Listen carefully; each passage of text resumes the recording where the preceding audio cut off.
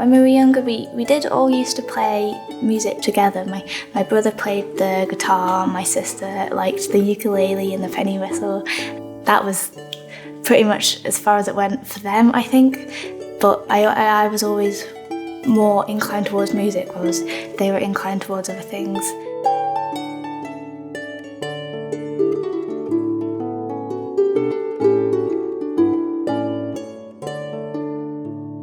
Our school was brilliant at, like, as soon as you walked in, the penny whistle was shoved into your hands and you just played it. I remember thinking all my friends did it. It was just like a game, like something you did in break time. And we had the most amazing man who used to come in to teach all these tiny little kids how to play tunes that I still play now, because, you know, they're very powerful tunes. And Mr. Bolton got us all started on the penny whistle, and once you were sort of at a certain standard, he'd ask you to play a different instrument.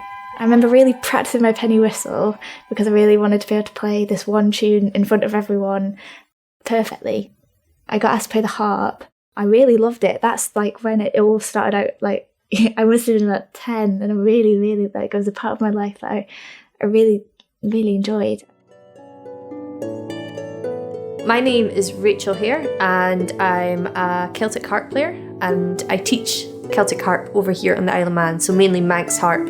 I first met Mera, I think, is it maybe 8 years since she started coming to lessons? The thing is with Celtic harp playing, it's fair enough to just be able to play tunes and being able to play. With harp playing, you play the melody and you play the accompaniment at the same time. But when you reach a certain level, there's a lot of creativity which is involved, and you have to be able to kind of write your own accompaniments.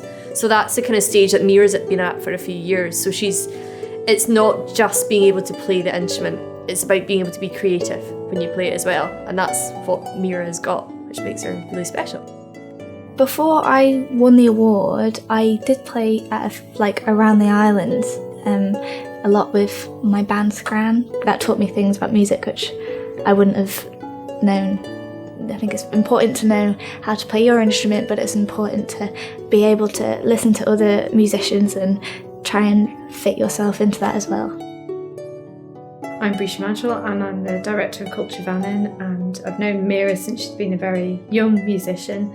I think Mera is somebody who's grown up playing a lot of traditional Manx music, but she's also wonderful because she creates new music herself, and that's something that's, I think, very important to me when I think about the Manx music tradition. It's a living tradition. So I think somebody who knows the tunes and the songs that are in the context, give her the context, and then to write her own material, add her own voice to it, I think that's a really exciting thing.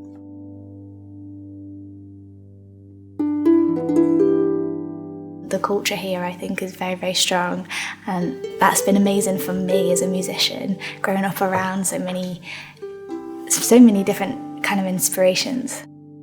The thing about Manx music, it belongs to the Isle of Man, but it's a very social type of music as well, so it kind of celebrates people coming together and people enjoying that music. So I just think it's amazing what they've got going on here. And I've watched it grow, to be honest. From 7-8 years when I first came over here, there were no professional bands playing Manx traditional music, whereas there's several now young Manx musicians making a living out of it.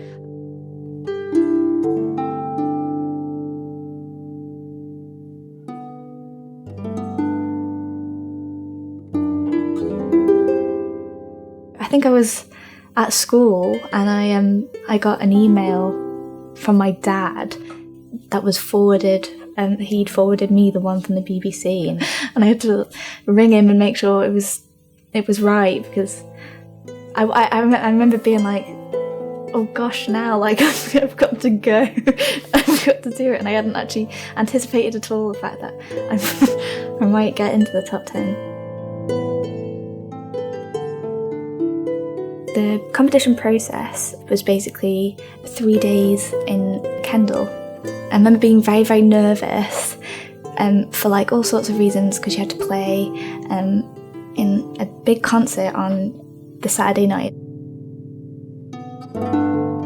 It was really, really lovely, actually, coming from the Isle of Man, to be able to be in a room with people who were very, very like you, and also incredibly clever at what they do, and like just be able to see all these tiny bits of genius in these people was amazing, and I really enjoyed meeting everyone.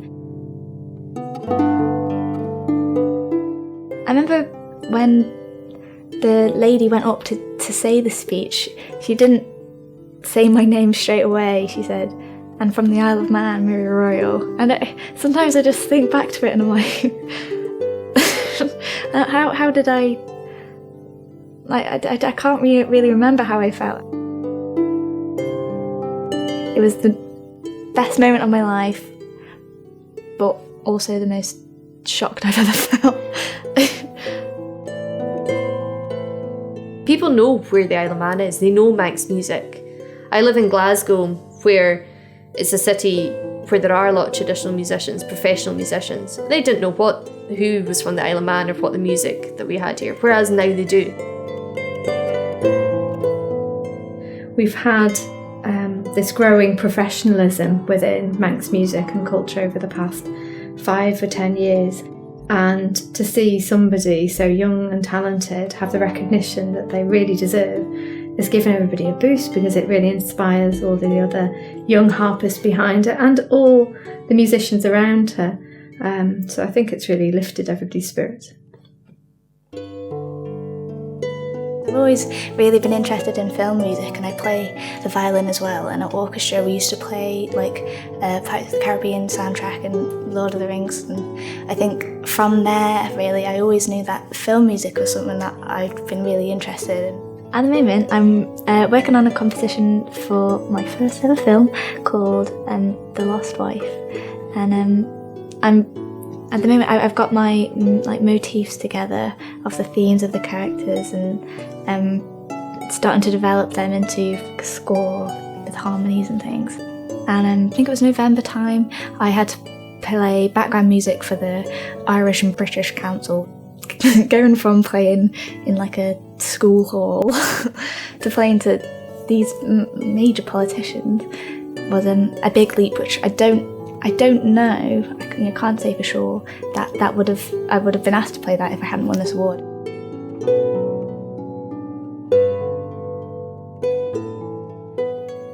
I think if Mr. Bolton hadn't given us that opportunity and made that tiny little community in our school, I certainly wouldn't.